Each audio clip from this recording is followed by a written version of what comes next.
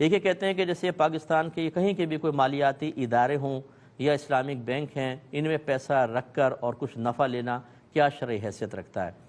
دیکھیں کوئی بھی ادارہ ہو، چاہے اسلامی ہو چاہے غیر اسلامی کہلاتا ہو، کوئی بھی ادارہ ہو، اگر اس میں آپ باقاعدہ ایک تجارتی ایگریمنٹ سائن کرتے ہیں کہ میں پیسے انویسٹ کر رہا ہوں، یہ کہیں کاروبار میں لگایا جائے گا، پھر اس کا اتنا پرسنٹ مجھے ملے گا، یہ چاہے اسلامی بینک میں ہو، اسلامک بینک میں یا کسی بھی مالیاتی ادارے میں بالکل جائز ہے۔ اور اگر کوئی ایسا ایگریمنٹ سائن نہیں کرتے آپ، بلکہ بس یہ ہے کہ اتنا پیسہ اتنے عرصے کے لیے رکھوائیں، اس پر آپ کو بعد میں اتنا نفع مل جائے گا، تو یہ بنے گی قرض کی صورت کہ آپ نے دیا ہے بطور قرض،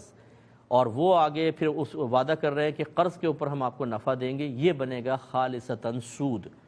اگر اسلامک بینک بھی یہ کہے نا کہ پیسہ قرضے میں رکھوا دیں، آپ ہمارے پاس رکھوائیں، 1 سال بعد اتنا نفع آپ کو دے دیں گے، تو اسلامک سے کی وجہ سے وہ سود جائز کوئی ہو جائے گا۔ جتنے اسلامک بینک ہوتے ہیں وہ یہی کرتے ہیں، وہ مضاربہ کہتے ہیں اس کو، یا شرکت کہتے ہیں، اجارہ ہوتا ہے کہ وہ آپ کا پیسہ لے کر کسی کام میں لگائیں گے کاروبار میں، اور اس کا کچھ پرسنٹ آپ کو دیں گے۔ تو جہاں اس طرح ہو تو ٹھیک، ورنہ منع ہوگا، قرض والی صورت نہیں بننی چاہیے۔ ایک یہ بھائی نے کویسچن کیا تھا کہ بہن نے، بلکہ انہوں نے کہا کہ میں اپنے شوہر کی دوسری بیوی ہوں، وہ اس کو اہمیت زیادہ دیتا ہے، مجھے کم دیتا ہے، میں چاہتی ہوں کہ اسلام کے مطابق فیصلہ ہو۔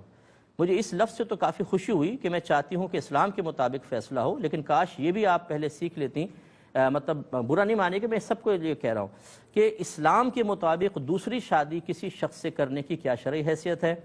کس شخص کا انتخاب کرنا چاہیے، اس کا امتحان لینا چاہیے کہ نہیں چاہیے، کہ تمہیں پتہ ہے کہ جب 2 بیویاں ہوں تو عدل و انصاف کیسے کریں گے، کیونکہ اللہ تعالیٰ نے فرمایا فَانكِحُوا مَا طَابَ لَكُم مِّنَ النِّسَاءِ مَثْنَىٰ وَثُلَاثَ وَالرُّبَاعَ، جو عورتیں تمہیں پسند آئے تم ان سے نکاح کر سکتے ہو، 2 سے، 3 سے، 4 سے، لیکن فَإِنْ خِفْتُمْ أَلَّا تَعْدِلُوا فَوَاحِدَةً، پھر اگر تمہیں یہ خوف ہو کہ تم عدل نہ کر سکو گے تو ایک پر اکتفا کرو۔ یعنی اس کا مطلب یہ ہے کہ اگر شوہر کو عدل کے مسائل ہی نہیں پتہ، اس کے لیے دوسرا نکاح کرنا ہی ناجائز ہے،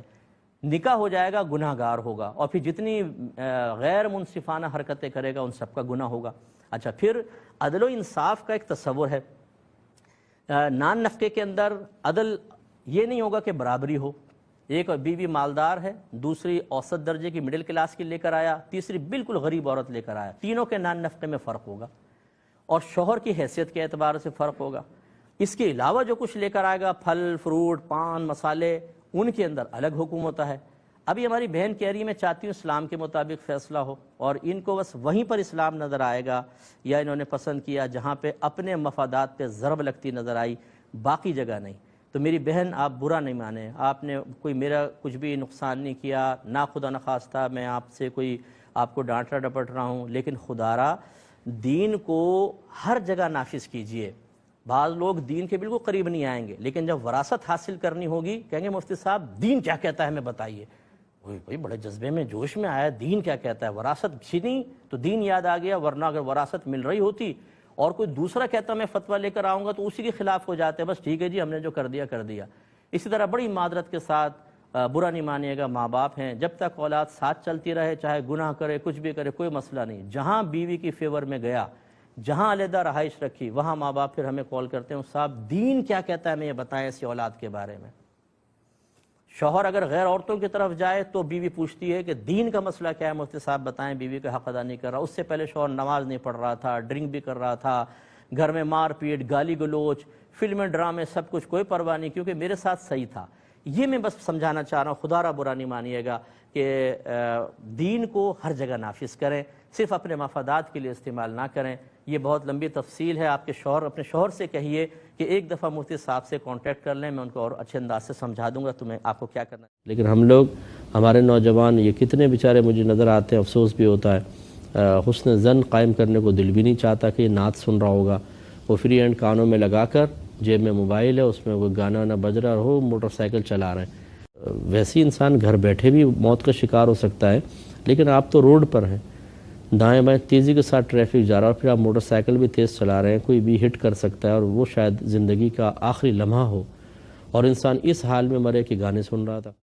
تو آپ پر کوئی دم وغیرہ لازم نہیں ہوگا۔ ایک یہ کہتے ہیں کہ بعض اوقات ایسا ہوتا ہے کہ والدین جو ہے وہ زندگی میں ہی اپنی جائیداد نام کرتے چلے جاتے ہیں تاکہ بعد میں پرابلم نہ ہو، ایک مکان ہوا ایک بیٹے کے نام کر دیا، دوسرا دوسرے کے نام کر دیا، تو کیا ایسا طریقہ صحیح ہے؟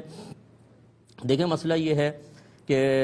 ایک تو تمام اولاد کو جب زندگی میں کوئی گفٹ دیتا ہے نا تو اس میں اولاد بانٹنے کا طریقہ جو افضل ہے وہ یہ ہے کہ لڑکا لڑکی اس میں برابر ہوں، بالکل برابر، جتنا لڑکے کو دیں اتنا لڑکی کو۔ پھر مفضول طریقہ یہ ہے کہ وہی جو وراثت والا ہے، لڑکے کو 2 حصے، لڑکی کو کم از کم 1 حصہ۔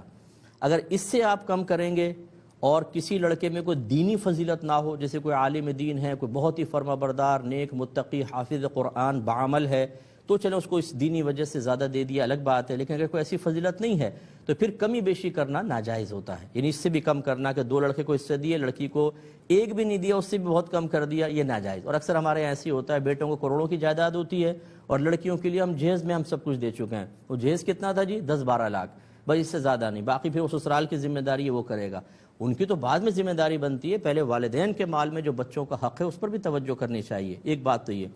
دوسری بات یہ کہ جب بیٹوں کے نام کریں تو ہم نے پہلے بھی آپ کو بتایا کہ نام کرنے سے چیز کسی کی ملک سے نکل کر دوسرے کے ملک میں داخل نہیں ہوتی ہے۔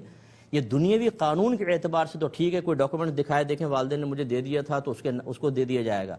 آپ ملکی قانون کے اعتبار سے کرنا چاہتے ہیں یا شریعت کے اعتبار سے؟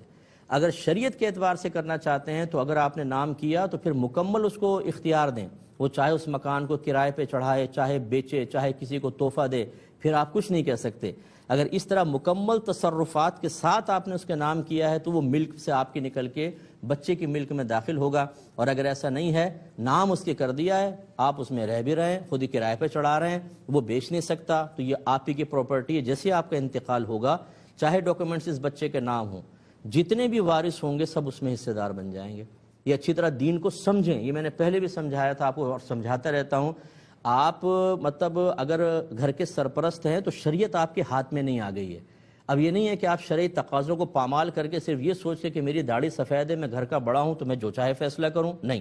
آپ چاہے کتنی عمر کے ہو جائیں، آپ اللہ اس کے رسول کے احکام کے تابع ہی رہیں گے، اسی کے مطابق فیصلہ کرنا ہوگا، ورنہ اولاد عیش کر رہی ہوگی اور آپ قبر کے اندر بہت سخت گرفت میں مبتلا ہوں گے، ناانصافیاں کر جائیں گے اور پھر آپ پریشان ہوں گے۔ اس لیے ہمارا مشورہ مان کر کسی اچھے مستند مفتی صاحب سے اپنے اطراف میں دیکھیں، ان سے مشورہ کر کے پھر یہ تمام اقدامات کریں، یا پھر جتنی بات آپ کو ہماری سمجھ میں آئی اس کے مطابق کر لیں۔ ایک یہ بہن نے پوچھا ہے کہ نقلی پلکیں لگانا شرعاً جائز ہے کہ نہیں؟ دیکھیں، اگر تو یہ کسی انسان کی ہی بنائی گئی ہیں، نقلی پلکوں سے مراد دوسرے کی پلکیں، اگر وہ بال انسانی بال استعمال کیے گئے ہیں تو پھر تو یہ ناجائز ہے، اور انسانی بال نہ ہو، کسی اور میٹیریل سے اس کو تیار کیا گیا ہو تو پھر اس میں نیت کا دخل دیکھا جائے گا۔ اگر تو مردوں کو دکھانے کی نیت ہے فرض کر لیں، یا کسی کو دھوکہ دینے کی نیت ہے فرض کر لیں، ویسے تو عورتیں اچھی طرح پہچانتی ہیں کہ ایک چیز کو، لیکن کسی کا رشتہ آیا اور اس نے اپنے آپ کو تھوڑا بنا سنوار کر اور ایسی چیز استعمال کی کہ پتہ لگے کہ اصلی ہے، ایسے لگ رہی ہے، اور تاکہ اس چیز کو اس سے خوبصورتی بڑھ جائے اور میری رشتے ہو جائیں۔ اگر یہ دھوکہ دینا مقصود ہو، اگر مردوں کو دکھانا مقصود ہو، پھر بھی شرعاً جائز نہیں۔ اور اگر دھوکہ دینا مقصود نہیں ہے، شوہر کے لیے عورت زینت اختیار کر رہی ہے، یہ اپنے لیے کر رہی ہے اور مردوں کو دکھانا مقصود نہیں، عورتوں کے درمیان وہ رہے گی، تو پھر انسانی بالوں کے علاوہ کسی میٹیریل سے اگر کوئی چیز تیار ہوئی ہے تو اس کو بالکل یوز کر سکتے ہیں، یہ بس ذہن میں رکھیں۔